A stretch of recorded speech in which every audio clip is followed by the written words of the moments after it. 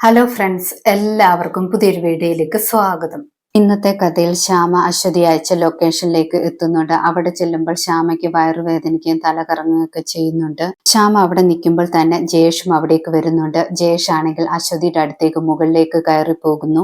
അതേസമയം അശ്വതി അവിടെ കരഞ്ഞുകൊണ്ടിരിക്കുകയായിരുന്നു. ആ സമയത്താണ് ജയേഷ് മുന്നിൽ ചെന്ന് നിൽക്കുന്നത്. ജയേഷിനെ കാണുന്നതും അശ്വതി പേടിച്ചെഴുന്നേൽക്കുന്നു.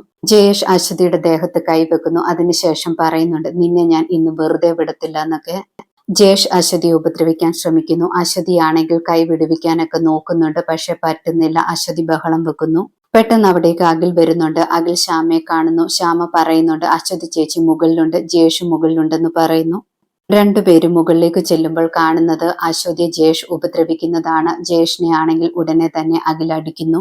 പിന്നീട് അഖിലും ജയേഷും തമ്മിൽ നല്ല അടിയൊക്കെ നടക്കുന്നുണ്ട്. ആ സമയത്ത് അശ്വതി ഓടി ചെല്ലുന്നുണ്ട് ശ്യാമയുടെ അടുത്തേക്ക്. ശ്യാമ അശ്വതിയെ സമാധാനിപ്പിക്കുന്നുണ്ട്, പേടിക്കണ്ട എന്നൊക്കെ പറയുന്നു. അഖിലും ജയേഷും പൊരിഞ്ഞടി നടക്കുന്ന സമയത്ത് ശ്യാമ തലകറങ്ങി വീഴുന്നു. അശ്വതി ഇപ്പോൾ പേടിക്കുന്നു. അശ്വതി പേടിച്ചു പോയിട്ട് അഖിലിനെ വിളിക്കുന്നുണ്ട്. ശ്യാമ തലകറങ്ങി വീണെന്നൊക്കെ പറയുന്നു. അഖിൽ ഉടനെ തന്നെ ശ്യാമയുടെ അടുത്തേക്ക് വരുന്നുണ്ട്. എന്തു പറ്റിയെന്നൊക്കെ ചോദിക്കുന്നു. ജയേഷ് ഉടനെ തന്നെ 3 പേരെയും അവിടെ പൂട്ടിയിടുകയാണ്. അതിനുശേഷം പറയുന്നുണ്ട്, 3 പേരും ഇവിടെ തന്നെ കിടക്കാനെന്ന്. അഖിൽ ജയേഷിനോട് തുറന്നു വിടാനെന്നൊക്കെ പറയുന്നുണ്ട്. പക്ഷെ ജയേഷ് കേൾക്കുന്നില്ല. ജയേഷ് പൂട്ടിയിട്ട് വെളിയിലേക്ക് പോകുന്നു. പെട്ടെന്ന് താഴേക്ക് ചെല്ലുമ്പോൾ അവിടെ ഒരു പോലീസുകാരൻ വരുന്നുണ്ട്. പോലീസുകാരൻ പറയുന്നുണ്ട്, സാറിനെ ഞാൻ ഒരുപാട് തവണ വിളിച്ചു, മൊബൈൽ സ്വിച്ച് ഓഫ് ആയിരുന്നു, മൊത്തത്തിൽ കാര്യങ്ങളൊക്കെ പ്രശ്നത്തിലാണെന്ന് പറയുന്നു. നമ്മുടെ സ്റ്റേഷനിലേക്ക് IG നേരിട്ട് വന്നു, അരുണിനെ മോചിപ്പിച്ചെന്നൊക്കെ പറയുന്നു. അതുമാത്രമല്ല, അരുണിന്റെ മൊബൈലിൽ ഒരു മെസ്സേജ് ഉണ്ടായിരുന്നു, ഇവിടുത്തെ ലൊക്കേഷൻ അയച്ചുകൊണ്ട് ഇവിടെ അശ്വതിയെ കൊണ്ടുവന്നിട്ടുണ്ടെന്നൊക്കെ പറഞ്ഞിട്ട്. അഖിലാണ് അയച്ചിരിക്കുന്നത്. അത് അറിഞ്ഞിട്ട് ഉടനെ തന്നെ IG സാറും എല്ലാവരും ഇങ്ങോട്ട് പുറപ്പെട്ടിട്ടുണ്ടെന്നൊക്കെ പറയുന്നു.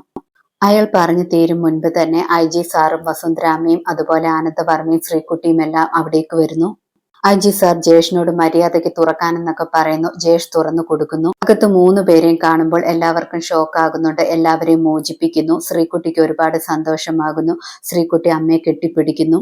അപ്പോഴേക്കും ശ്യാമയും കണ്ണു തുറന്നിരുന്നു. ശ്യാമ പക്ഷെ ടയേർഡായിട്ടുണ്ടായിരുന്നു.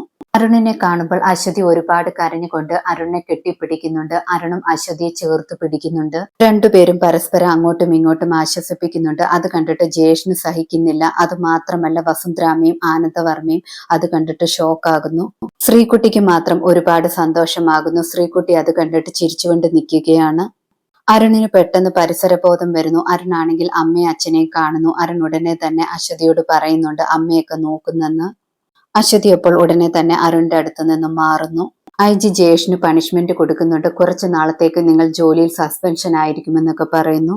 പിന്നീട് കാണിക്കുന്നത് ഹോസ്പിറ്റലിലാണ്. ഹോസ്പിറ്റലിൽ വസുന്ധരാമയും ആനന്ദവർമ്മയും അഖിലും എല്ലാം വെയിറ്റ് ചെയ്യുകയാണ്. ശ്യാമയെ ഡോക്ടർ പരിശോധിക്കുന്നു. ഡോക്ടർ പരിശോധിച്ചിട്ട് വെളിയിൽ വന്നിട്ട് ചോദിക്കുന്നുണ്ട്, ആരാണ് ഭർത്താവെന്ന്. അഖിലാണെന്ന് പറയുന്നു. അഖിലിനോടപ്പോൾ പറയുന്നുണ്ട്, കൺഗ്രാറ്റുലേഷൻ എന്ന്. ശ്യാമ പ്രഗ്നന്റ് ആണെന്ന് പറയുന്നു. അത് കേൾക്കുമ്പോൾ അഖിലിനും വസുന്ധരാമയ്ക്കും ആനന്ദവർമ്മയ്ക്കും എല്ലാം സന്തോഷമാകുന്നു. അഖിൽ ശ്യാമയെ പോയിട്ട് കാണുന്നുണ്ട്. ശ്യാമയോട് പറയുന്നുണ്ട്, നമ്മൾ അച്ഛനും അമ്മയും ആകാൻ പോവുകയാണെന്നല്ലേ എന്നൊക്കെ. അതിനുശേഷം ശ്യാമയുടെ നെറുകയിൽ ഒരു മുത്തമൊക്കെ കൊടുക്കുന്നു. ശ്യാമയ്ക്കും അഖിലിനും ഒരുപാട് സന്തോഷമാകുന്നു. ആ സമയത്ത് അവിടേക്ക് വസുന്ധരാമയും ആനന്ദവർമ്മയും വരുന്നു. ആനന്ദവർമ്മ പറയുന്നുണ്ട്, വീണ്ടും ഞങ്ങൾ മുത്തശ്ശനും മുത്തശ്ശിയും ആകാൻ പോവുകയാണെന്നൊക്കെ. വസുന്ധരാമയോട് പറയുന്നുണ്ട്, മോളോട് സന്തോഷത്തോടെ എന്തെങ്കിലും പറയാനെന്നൊക്കെ. വസുന്ധരാമ ഒരുപാട് സന്തോഷത്തോടെ ശ്യാമയുടെ കൈ പിടിക്കുന്നു. പെട്ടെന്ന് ജ്യോതിഷൻ പറഞ്ഞ കാര്യം ഓർക്കുന്നു. 1 വർഷത്തേക്ക് ഒരു ബന്ധവും പാടില്ല എന്ന് പറഞ്ഞതൊക്കെ. വസുന്ധരാമയ്ക്ക് പെട്ടെന്ന് ദേഷ്യം വരുന്നു. കൈ വിട്ടിട്ട് പറയുന്നുണ്ട്, നീ എൻ്റെ മകനെ കൊല്ലാൻ നോക്കുകയാണോ എന്ന്, എൻ്റെ അഖിലിനെ കൊല്ലാൻ ശ്രമിക്കുകയല്ലേ എന്നൊക്കെ പറഞ്ഞിട്ട് ദേഷ്യപ്പെട്ടിട്ട് അവിടെ നിന്നും പോകുന്നു.